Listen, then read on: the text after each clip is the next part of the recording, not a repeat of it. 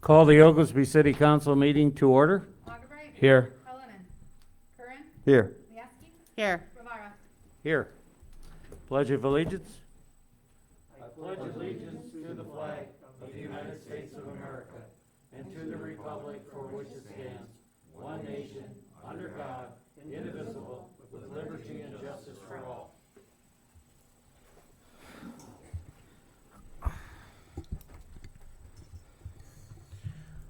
Public comments on agenda items only.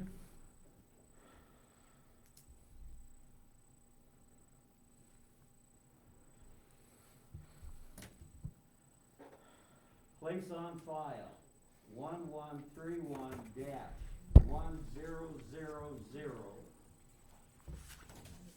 1131-1000-920, an ordinance authorizing the execution of an agreement for the purchase of electricity from the City of Oglesby by GTI Oglesby LLC, an intern agreement. It shouldn't say interim agreement. It should- Intern. Oh, I'm sorry. Okay. Did you want me to give so I don't know how much detail you'd like to go over this. We had a lot of conference calls in the last week since we put our initial one up on file. The IMEA basically came back with some other protections that they recommended for us to make sure that we'd be covered. I don't know how much detail you want me to go into. Jim, do you? Yeah, I can kind of hit it. The IMEA was very helpful. They made comments to our draft and made suggested changes. For starters, it's what the first 200 kilowatt hours are going to be charged at the standard rate before the incentive rates kick in. They also had to change to comply with the IMEA rules that would be passed on to the City of Oglesby, that once they had to hit the B7 rate by June 1st of next year, and that once they hit the B7 rate, they got the special rates for 49 months after that. But more importantly was they could only toggle back and forth between B7 and B6 for, it's the first 12 months, isn't it, Jason? The original one said that it was I believe it was 8, they needed to have 8 out of 12, but then we got better clarification for that. Yes. So they changed how many times they would go back and forth. And basically, the changes were all changes that were recommended by the IMEA, for further protection for the city. So we certainly want to thank them, for their help in that regard. But we have it in a position that is acceptable to the city. Now, in fairness to GTI, I didn't get the final clean copy until late morning. I didn't send it to Jason until over the noon hour. So GTI hasn't had much time, to look at this. But they did give us the check for the Phase 3. So I think the most important thing was keeping Phase 3 rolling, even though it's in here. So if we had to tweak the language, we'd just end up putting it, a new document on file at the meeting on the 19th and pass it in the first meeting in November, or call a special meeting the last week of October. But hopefully this is it and it won't get changed. Yeah, I think just going till that Monday, I don't think there's a need for a special meeting at this point. The big thing that was the time rush was what we handled at the last meeting with the interim agreement for the Phase 3. So they're not under the gun as much as we do have to have this finalized, though, before they can go down to the IMEA for the board to vote on the B6 and B7 stuff. The only other thing in there that I'd mention would be they put a provision in there that protected us in the event that their future expansions would be so much more energy that Ameren would have to put more equipment in. I thought the original wording we had kind of protected it for that, but the way Troy from down there, he said, well, you're talking about your infrastructure costs, not necessarily Ameren's infrastructure costs, and there's a potential that they could expand so large to where there's a need for that. So that was covered for any future expansions past Phase 3. I did get some feedback. I did get it out to GTI a little after 1 today, after I read through the whole thing. And maybe about a half hour ago, I did get a response from their CFO. He says, your specialist talked to our specialist, and we're very happy with the general provisions as we understand it. The rest of the agreement, though, they're having their legal team look through, and they'll give us an answer the next few days on it, though. So pending no problems, it should be good. Basically, the key points in this, they're paying up front for our capital investment in the infrastructure to feed them. For Phase 2 and Phase 3. Phase 1 is a little bit different. Phase 1, they're paying it over time as a Right. premium cost, so yes, that is correct. Right, but they're reimbursing the city for our investment. Correct, which altogether is gonna end up close to being around $1.15 million. It's quite a bit. So after this agreement is executed, I believe also the other big check that will come is for the Phase 2, which will be a check for $677,000. So, Very good. Do you want me to motion, or? I can make a motion. It's a big deal, so I wanna make sure everybody has a chance to ask any This is questions on like it. the fourth time I feel like we're going over this. so. Okay, all right. I'll make a motion to place on file 1131-100920, an ordinance authorizing the execution of an agreement for the purchase of electricity from the city of Oglesby by GTI Oglesby LLC. Second. Augubright. Aye. Cullinan. Curran. Aye. Mieski. Aye. Rivera. Aye. We got anything under old business? Public comments?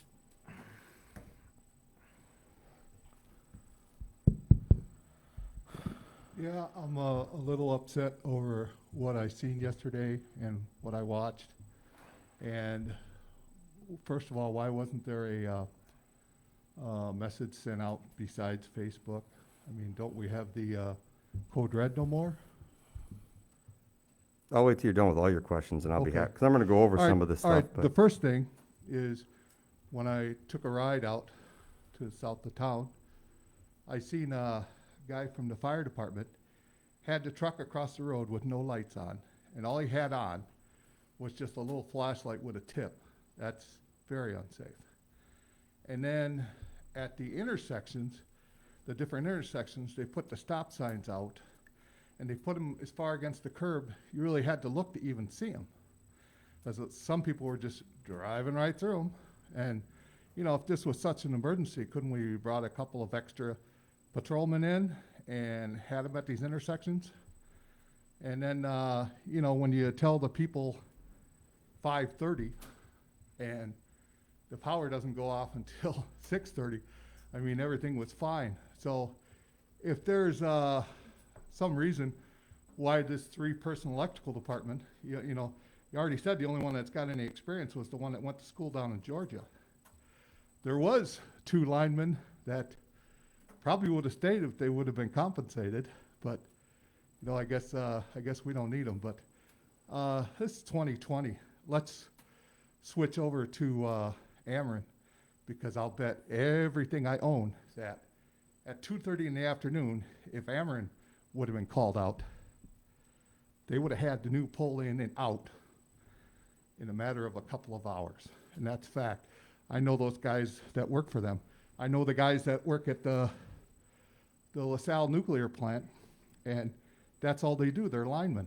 I've known them until I retired, and it shouldn't take anywhere that long. And then the other thing is how about people on oxygen, people on breathing machines, and you know, all kinds of stuff. And then the other thing is if it would have been an accurate notice, there was a lot of people that wrote that they were cooking. And then, you know, everything's down, so they sure can't go out to Taco Bell or any of them because everybody was down. So I think we need to think about a little bit more than Facebook. Like if it costs the way this town spends money, and Jason, since you've been in, have made a lot of friends for raising everything up. It's like, do you think you'll live long enough to see that new sewer plant? Because I don't. I don't think any of us will, because it's going to take forever to raise that kind of money. But that was quite a cluster. That's all I got to say.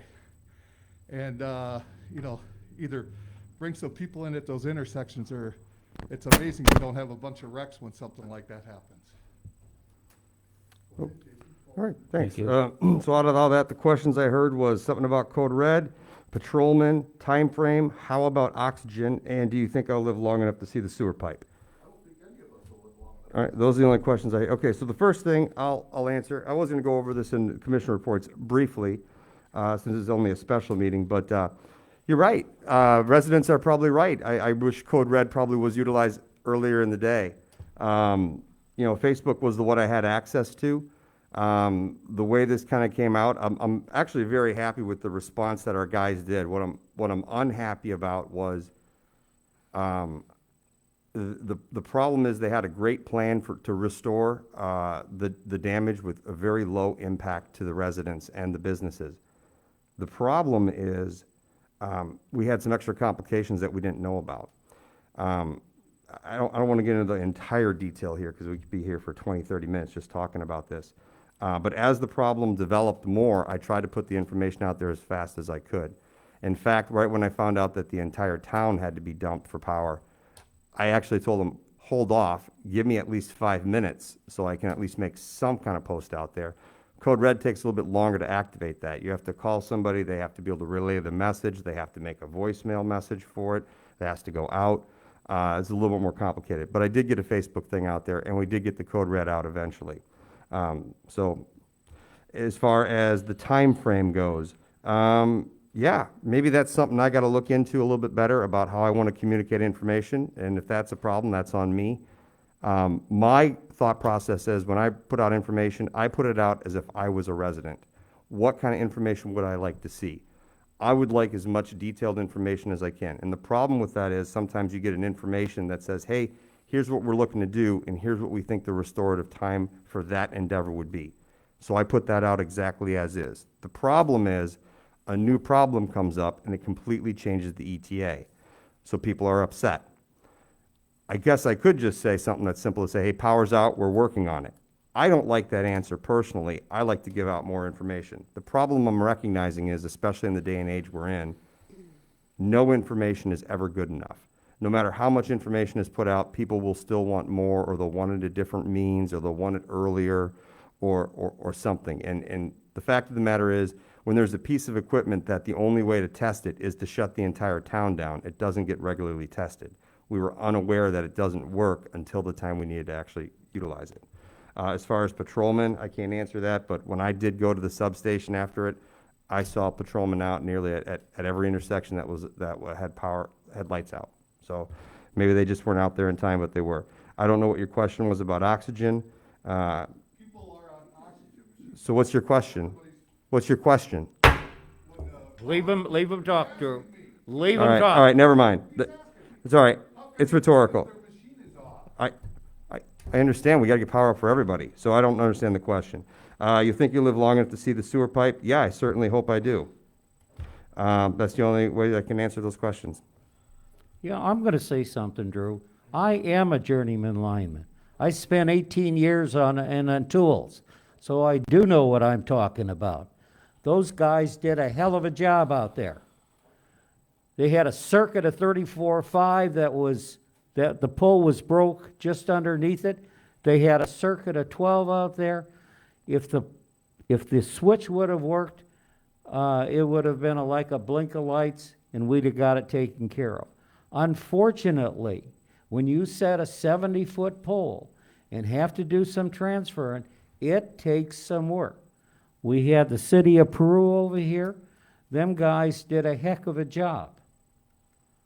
What if you didn't have the city of Peru, then what? It would have taken us a lot It longer. had taken us a lot longer, and we'd have gotten some help from somebody. Let me explain what the original plan was I thought was amazing. So the way this pole snapped, it snapped in such a way that only the tension of the lines was holding up the 34,500 volt, 3-phase block of wood that's holding to it, and it's hanging over the highway. So we don't know, at the time when it happened, we didn't know if this was stable. Is the whole thing gonna come down? Is it gonna pull down more poles? We didn't know. So the goal was to get other equipment in here, and we were gonna brace that with a boom and everything. It's gonna be braced. So the plan was that we can put a new pole in while everything is still energized, start transferring services over to where we have the minimum impact. The problem is, as we started that process and got all the equipment and all the people and everything in there to execute it, We found out our switch did not properly work, which hasn't been tested in probably how long, because the only way to test it is to shut everything down. So then that plan had to get scrapped. So it is unfortunate. I really wish it would have came together the way it was planned, but it didn't. And I know people are not happy about that. I'm not happy about it. I got the information out as best I could, as fast as I could, and as accurate as I could. And if that's not enough, I apologize. I look for you to do a better job. And if that upsets you, you are more than free to run for office, and I welcome you to this council. Other than that, those are the best ways I could find out to do it. You know, Drew, let me just say one other thing. Them guys, we got the job done. The outage, it was longer than we had planned. We're gonna correct the problem with the switch, that has to be re-engineered. There has to be a better way. We're gonna clean that mess up. And in any outage, you go back, you take a look at and said, boy, if I shoulda did this or I shoulda did that. We're looking always to improve our reliability. Question, maybe instead of riding around town, just riding around town, because I don't know how many trucks I've seen Zukowski wear out. And if you're saying. Let me tell you, these guys work. Something that should be tested, why wasn't it ever tested?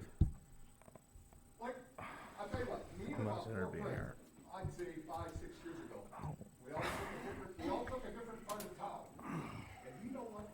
We couldn't find that electrical department for nothing. See, the parks department, they're out there busting their butt. I see the street department out busting their butt. But you couldn't, after noon, you couldn't find anybody from the electrical department. I'm ready to Well, get my report that's, down. I'm not gonna criticize the people Please move that on. worked here in the past, and we're gonna move on. Commissioner reports. I have nothing to report tonight. Carrie, Nothing. Jason, I think we've pretty much gone over the outage. It is unfortunate what happened. We gave the best information we can. In the future, we are going to be looking at some different ways that we can try to test our switches to ensure that we can isolate better in the future. And that's all I got. I have nothing. I'll take a motion to adjourn. All motion to adjourn. Second. Augubright. Aye. Cullinan. Curran. Aye. Mieski. Aye. Rivara. Aye. Thank you.